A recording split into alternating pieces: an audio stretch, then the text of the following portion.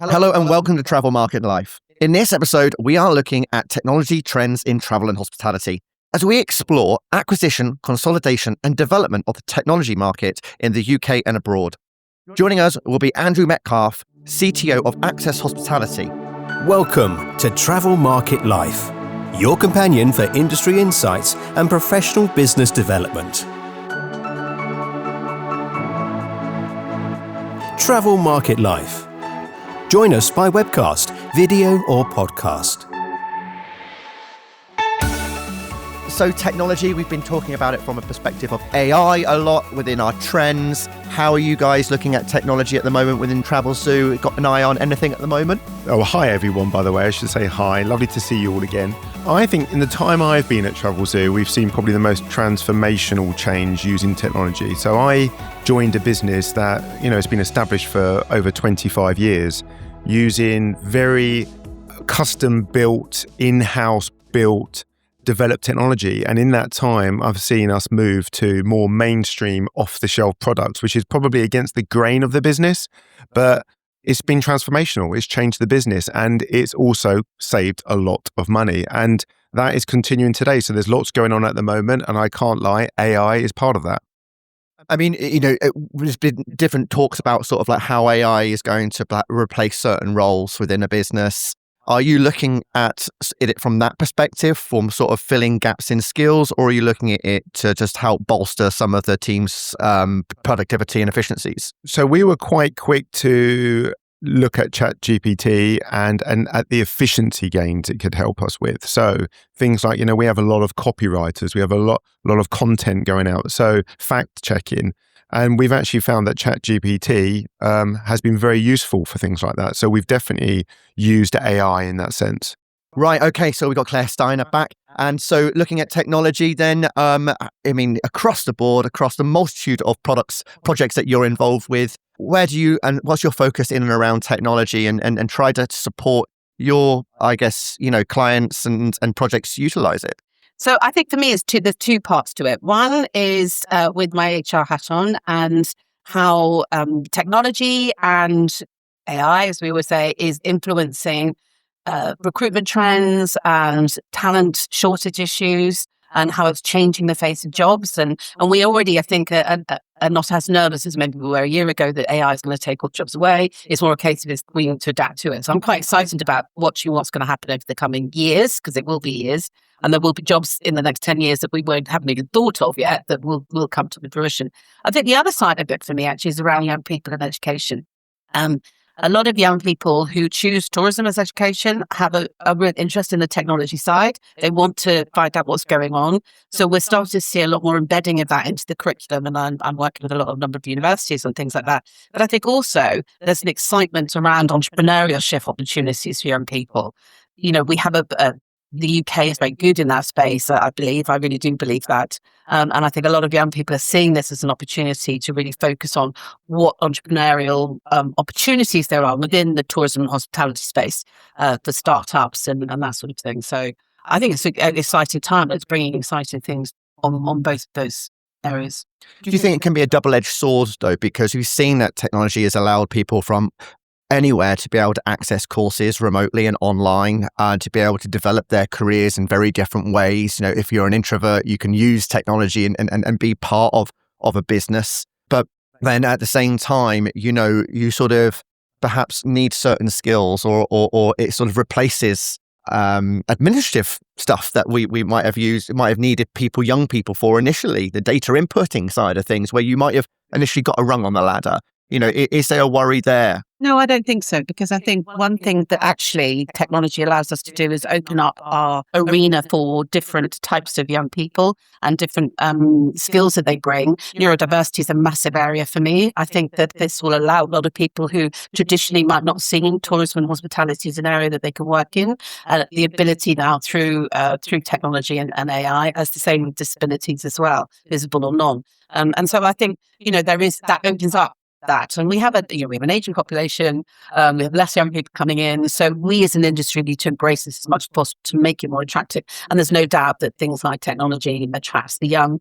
I think probably the biggest challenge is for us older people, myself included, to actually embrace it and work around it. And, I think we're pretty good at adapting. We're digital nomads, and I think we're getting better. But I think a lot of businesses are going to have to invest quite heavily, particularly on the AI side, in training and development and protecting the business and the people within it as well. Not forgetting, obviously, Will Plummer there, risk management, payments, all part of technology.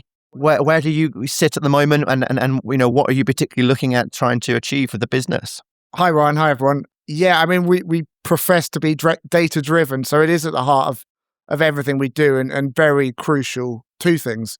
And I don't think we should lose the fact that people are at the heart of travel, but by its very nature, its complexity, its globality, you do need that technology. You do need to have a strategy for it. And it's very important to us. I mean, just picking up on something that James said, we actually build a lot of stuff in-house because the stuff we do is very nuanced. But increasingly, for certain parts, we are integrating more and more with third-party systems because kind of, why recreate the wheel that's already been built? So it's having a strategy to that and really embracing that. And then older generation, Claire, don't you just turn off and turn on again? Isn't that the very nature of how these things work? Look, I think it's really important. We've spoken a lot before about the rise of AI. I don't think we're quite there yet for everything. It's not yet, touch wood, taken over the world, but it's certainly helpful. And we're looking at it in terms of being able to more efficiently analyze the data within our system. So a lot of what we do around the risk flags, around some of the fraud, is knowing as accurately and as immediately as possible the threats we have within the business, because that's what our insurers want to see. AI helps that versus, manual intervention and manual review. You still need, at this stage, people inputting the parameters, being able to read the data and really understand that. But AI is able to sort of take over a lot of the heavy lifting on that. So it's an important part of the progress that we're taking, and it's exciting. It really is. And I'm interested to hear what Andrew's doing in terms of how they're approaching things, because they've obviously taken a spoiler alert. They've acquired a lot of stuff, but how important is it that there is competition, there is diversity in all of these things? We try and keep things as open as possible, so it's accessible to as many people as possible. It connects to as many other systems as possible, because that opens the market up to us. Just when we first started, we originally built a system that was very close to one very big client, and we found that we created a lot of rabbit holes that limited what we could do. So whenever we look at things, we keep things very open. So yeah, looking forward to a good pod today.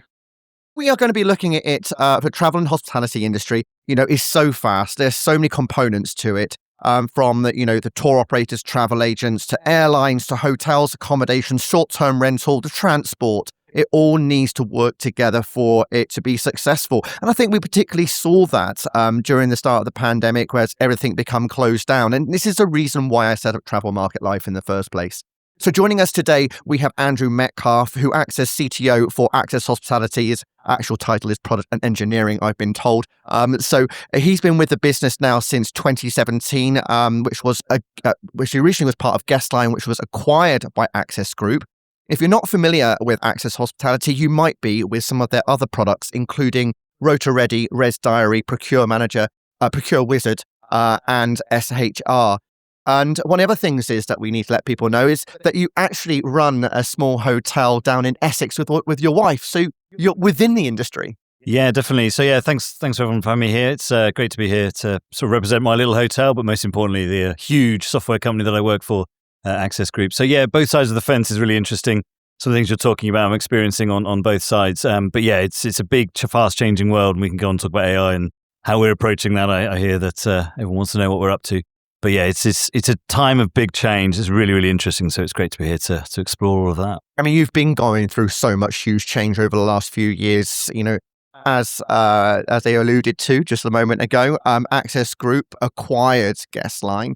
You have since gone on an acquisition spree and created or expanded Access Hospitality, as I know the division is known now. So tell us a little bit more about the acquisitions and how this is enabling the industry to evolve. Yeah, so I was the CTO of Guestline, and I was lucky enough to be asked to step up and do all of Access Hospitality. So I've been through the acquisition journey, as well as now sort of leading as we go and acquire businesses. I think the reason that we are looking at it is probably, even when I joined Guestline 7 years ago, kind of new to the hospitality industry, there's a lot of talk about best of breed and bringing everything together and so forth. And there's a lot to be said for that. And there's a continuum between best of breed by multiple providers and then having one platform that does absolutely everything. I think the reality is it shifts slightly within the two of those. And we are definitely looking at it going, probably now we're looking at AI, looking at how we consolidate data. The platform side of things, bringing them together is good to have as an option for our providers. When you acquire businesses, are you looking at from the perspective of keeping them independent and keeping the technology independent? Or are you looking to sort of centralize it and consolidate what you have from a technology perspective? Yeah, no, very much sort of to integrate them as much as we can. So if you think about, it's very financy, but a typical private equity play would be to buy a business, put it in their portfolio, nurture it, and then keep it as an asset, essentially, nurture that asset, and then sell it off for 3 times to 5 times more in a few years' time. Access, they're all forever businesses, as we call them. So we're there to own them for a long time. So we will integrate them. And I think it's an interesting concept because actually one of the biggest criticisms of UK tech firms is they've not scaled. But actually by taking that approach, you get to use the scale of Access to scale those individual brands, products. The trick is to get those businesses to not feel like a silo, so they don't feel like they're on their own and they've got to keep ploughing their own furrow and really give them the opportunity to explore more functionality, working, integrating and everything else. So yeah, no, we definitely see it as a way of broadening and adding functionality to a wider sort of suite of products. Yeah. And this isn't just about making money. I mean, obviously that helps. But it's also about addressing those challenges that the hospitality industry faces and how those technologies knit together. I mean, what are some of those core challenges you're looking at it from a hotel and hospitality perspective to help their businesses be more successful? So I often answer this question by sort of when you speak to a CEO of a management company of a range of hotels or a CEO of a chain, is actually, do you really think you should be hiring lots of IT people to try and plug things together to understand how that's going to work? Or are you better off kind of spending your money building, a better reception, all those sorts of things? Where are your expertise? And, you get to a certain scale, some of the real large global brands, they can afford to, and they'll even build their own PMS, right? So that happens. For most brands, though, that's not there. So I see us as helping them not have to go down that really difficult route, but also do it as fast as they can. And the other side of it is with expertise, because it's really difficult to be an expert across marketing, distribution, how to run a restaurant, all those sorts of things. And even particularly for a hotel, you need a broad range of expertise anyway. So then you start throwing the technology side on it, it just almost becomes impossible. So I see us as that sort of enabling partner on the technology side. And, we will, to your point about whether we lock ourselves down.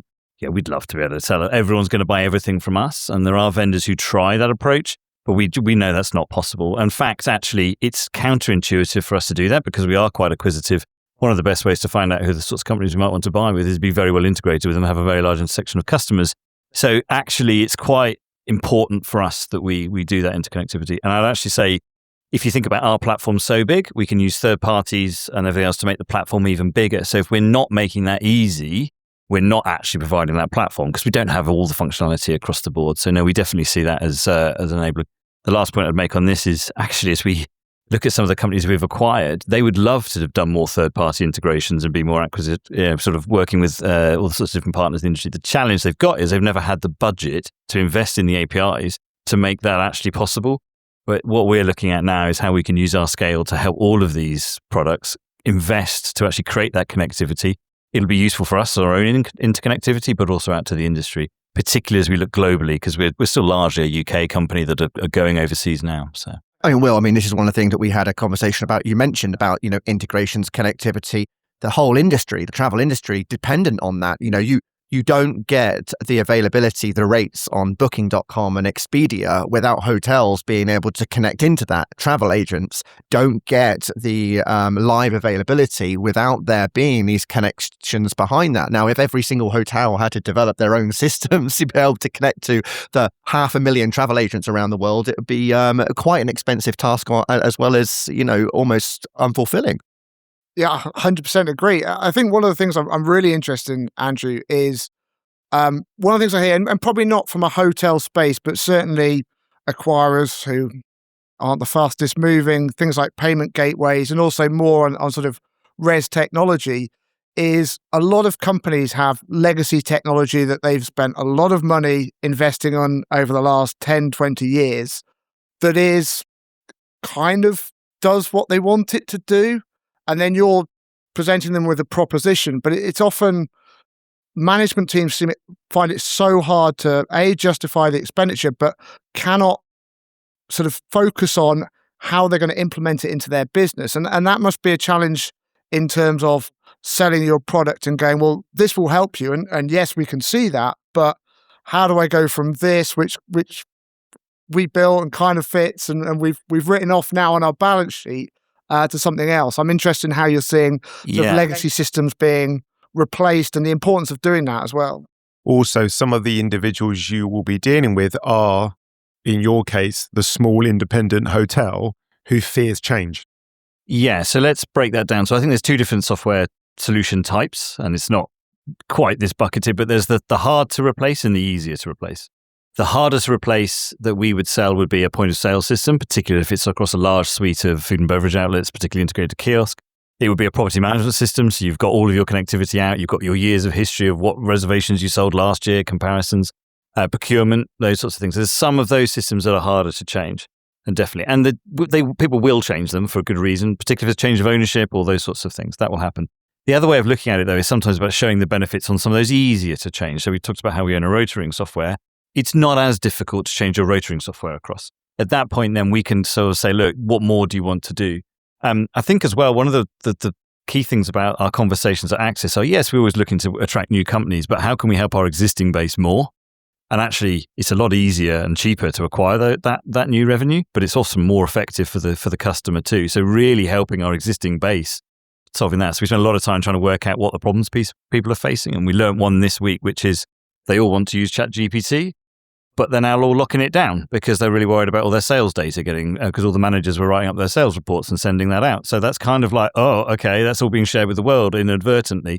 So we're going, okay, well, actually, we've got AI with Microsoft, which is locked down per customer. So actually, we can give them the one that protects them. They don't have to have that risk. So it's kind of like a new thing this week that we're going, actually, we can do that pretty quickly. So we're sort of rushing that out to particularly to those customers who want it. So it's twofold.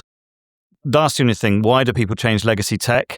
If it is so locked down, say change of ownership, the other side of it is often because they want to get rid of their hosting their own servers. So they want to go to the cloud. Maybe it's because actually they're looking at AI and going, we're blocked. We can't go any further. And that's definitely part of the way we build is actually you kind of need your data, your documents nearby each other, maybe not exactly in the same databases, but nearby each other to be able to create those sort of cross data set experiences. So the more informed kind of IT guys are particularly looking at that going, oh, this is a real challenge for us. So that is driving some change. I imagine as well, it's for the smaller businesses, it's an inhibitor to growth as well, because if everyone now uses their mobile phones or apps to book, to reserve tables or, book an experience, and you're an independent who's still using a historic legacy system, it's an inhibitor now. So it's an easy sell from that perspective. Yeah. And actually, I'm going to, again, that is a challenge. I think I'll switch it around as well. So I spoke to a chap called Max Starkov, who's in the sort of distribution industry for many, many years. And he sort of somewhat controversially says the independent hotel is dead because it can't compete. And actually, I sort of reflected on that. And I myself, when I spoke to the CEO of SHR, Rod Jimenez, and we basically said, yeah, but it's our job to stop that being true. Because actually, if we can do that for independent hotels, we'll obviously also be able to do it for groups. So how do we help them keep a pace without necessarily having to be experts in everything else? If we do our job really well, then we can help that. And obviously, I've got a very small independent hotel that's a wedding venue, so I'm kind of motivated to make sure that's true. I mean, that is the beauty about the hospitality industry, particularly, the independent hotel sector. It has been family-run businesses. It's become much more challenging because of staffing and costs, but also getting their head around technology because they are hospitality professionals. Claire, we were having this conversation. It's a people industry. And there is that need to support that and try to make sure that if I go to a hotel I want to have that personal experience. I want someone to be there. And there are times where I might just want to sort of like digitally check in and then away I go, but that might be a one night stay in the city centre. But if I'm going away for a 2 or 3 day weekend, you want to know that you're going to be looked after. And the question is, do you actually get that from the bigger brands versus the smaller independent properties? And that's, as you say, something what we need to try to keep alive within our industry. Yeah, definitely. And I think when we talk about training and all those sorts of things, actually, independent hotels can also suffer to have great staff who can make cocktails and all that kind of stuff. So really helping, and we do some software that helps bring that up to speed. Really helping those businesses get those staff in quickly, particularly if they're not in city centre locations as well. But absolutely, if you're an independent hotel, you have to win on service, I think, these days. So yeah. What I'm seeing, certainly we're seeing in travel with the growth of AI and new systems coming on board, and I'm sure it's the same in hospitality, and I do work with a few hotels who've seen this, is that AI actually is freeing up people's time. Yep. So the customer experience, but they can focus more on the customer experience because they're not being bogged down with some of the traditional administrative tasks that all jobs have.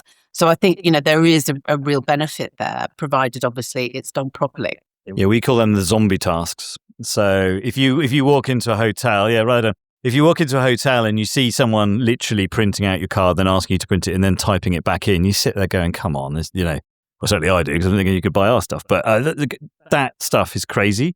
And then people can be elevated. So yeah, definitely there's a category of stuff that AI and that will help. And frankly, it's going to be more interesting to enter our industry and do that stuff. Who wants to be doing data entry all the time, to your point? And it's not just AI. I mean, that's the whole technology play, isn't it? You were speaking about jobs before, but actually, if you get technology in to do these zombie jobs, then you can encourage more people into the wonderful people-based industry that is travel to do all the hospitality jobs. So I think that's important. I mean, it's only a couple of years ago, I think I turned up to a Radisson hotel and they gave me a piece of paper and they told me to fill this piece of paper in with my name and my email address. And I was just there thinking, I feel so sorry for the administrator who now has to try to read my illegible handwriting. And I know I'm not going to receive that email or that invoice because they're going to get it wrong. They're going to read the L as an I or I as an L, and it's all going to be backwards. And it would have been a lot quicker had they turned a tablet around to me or sent me a link just to fill in those details, which we know are all auto-filled on our phones or wherever. I like checking into a hotel, especially on the continent, and they go off and photocopy your passport. You just think, well, that could have been done. I can send you my passport. You can scan it on arrival. Also, what happens to all those clipboards when you go into like spas and you have to fill out the form? Where do those pieces of paper ever end up? Well, yeah, I mean, yeah. Tell us a secret. Is there somebody locked in a room somewhere going, Often there is, yeah, and that's it. So yeah, digitizing that has been a big part of our mission. And I have to say, I think in some sort of concession to the industry, I think it's the pandemic definitely sped this up. And Microsoft used to call it COVID speed. Actually, as a progression of some of this technology really accelerated. And it seems a few years ago now, but we dropped our roadmap. Also, like the whole industry, we're in chaos. We dropped our roadmap on some of our longer term initiatives and just smashed out our first version of the guest experience, which we were already kind of doing, but we just got everybody on it. And the reason wasn't that people wanted the option of checking in online or not filling in the form. They didn't want to die in reception by catching COVID. So it became a lot more urgent. I think particularly the older segment of the market were so worried about that. They were very, very keen to do that stuff up front. So we had a real opportunity to accelerate. So I think that's it. Now, obviously not all, if you haven't done the work on your PMS in the past, as such a fabulous system like Guestline, you would be sitting there going, actually, it's difficult to get that. And you're probably on that journey now. But the hotels who had it have got there. So, sometimes you've got to be in the right place at the right time. A little bit of luck comes into it. But yeah, that's it. Just picking up what James said, I mean, for me, I find it, our industry, a lot of industries go on events and conferences and things like that. And I still find it remarkable how, you've got a coach load of people turning up for a conference. And so you're sitting in reception for half an hour waiting to be checked in. They may have even sent you the piece of paper and you fill it in. And for me, that's just an obvious win for a hotel to be able to speed that up so that people, because also if you've been traveling for 4 or 5 hours, the last thing you want to be doing is standing in reception. You want to get to your room, unpack, get settled and get on with. Yeah, so you're describing what is actually one of the harder things to fix, because actually group management is hard, because actually who's on the name of the reservation? Is it the company that booked it? Is it the event, the people who booked the event, so not the actual travel agent, or is it the individual? And not all software systems are able to have all three at once. And so that's something again, we spent time trying to get that and trying to think through, actually thinking end to end of the data flow through your whole system to get to that end experience. You end up working back. And if I'm honest, most software companies have picked the independent traveler, the business traveler on their own. Then they've gone for the couple, but you still need to have both names in order for them to be able to check in on the kiosk and get their own individual keys if they turn up at different times. Then you've got families, then you've got multiple rooms, and then you get to the coach trips almost last. So it'll get there, but it just takes a while to get that kind of data flow all the way from the travel agent through. So there's so much we've packed into this, and I can't believe it's gone so fast. But just one final question, really, over to you then, Andrew, is, how do you see the hospitality sector changing and evolving over the coming years? And from a travel and tourism perspective, how will that change the travel experience? I think consolidation of tech companies will probably continue. Doesn't mean there's no space for entrepreneurs, absolutely, but I think it has to, because if you want to do AI, and I think one of the AI across a range of things, if we focus on the guest experience, if you want that end-to-end guest experience, you kind of need to have all of the endpoints in control. You don't have to own all of them, but you need to have either the control of a really strong third-party relationship or you're doing it yourself. And I think as we go through, that's why you'll see a lot of the sort of companies going out and buying a POS or buying a guest experience or whatever, a channel manager. So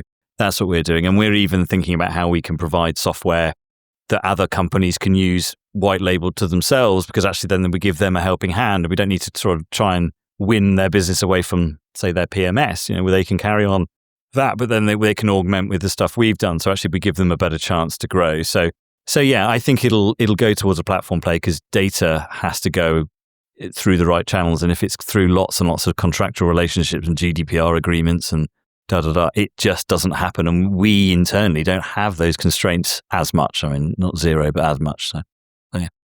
Andrew Metcalf, thank you ever so much for joining us from Access Hospitality. Final thoughts, guys, as we come to the end of that. I mean, there's a lot of sort of look at different types of technologies, consolidation, acquisition, the impact it's going to have on roles and careers as well as processes. Are there any sort of outstanding questions that you're still pondering? No, for me, first off, big thank you, Andrew. It's great. I think we should just carry on asking him loads of questions, couldn't we? We're here all day, yeah. I know, this is excellent. Don't leave. But no, I think for me, one of the points that Andrew spoke about, which was technology is there still for the independent. It's still for the unique business, the entrepreneur who wants to create a business. Don't be fearful of those kind of the large multi-corp businesses who, yes, they can grow and use technology in their way to become bigger and bolder, but it's also there to help the entrepreneurs and launch their businesses and expedite processes and so on. So yeah, that's a big takeaway for me. Yeah, and I think for me, as Andrew was saying about things like zombie jobs and how technology is so important, especially as the world gets smaller, there's more stuff going on. I think there'll be an increase in zombie jobs that can be solved by technology. But actually, that should be encouraged, because we can get back, and I know I've said it a few times, but to the very heart of travel, which is people, its experiences, but it's all set up by technology taking a lot of the workload. So brilliant. And yeah, thank you for coming in, Andrew. That was absolutely fantastic. So you've been joining the Travel Market Life monthly trends review. You can check back at some of the others as we looked at HR, finance, social media trends, and what we predicted for 2025. Go to travelmarketlife.com. For more, go to Travel Market Life. The music Sensation by Zach Nelson is reproduced under license from Storyblocks. Travel Market Life is a Haynes Marcoms digital marketing agency production, serving the travel and technology industries.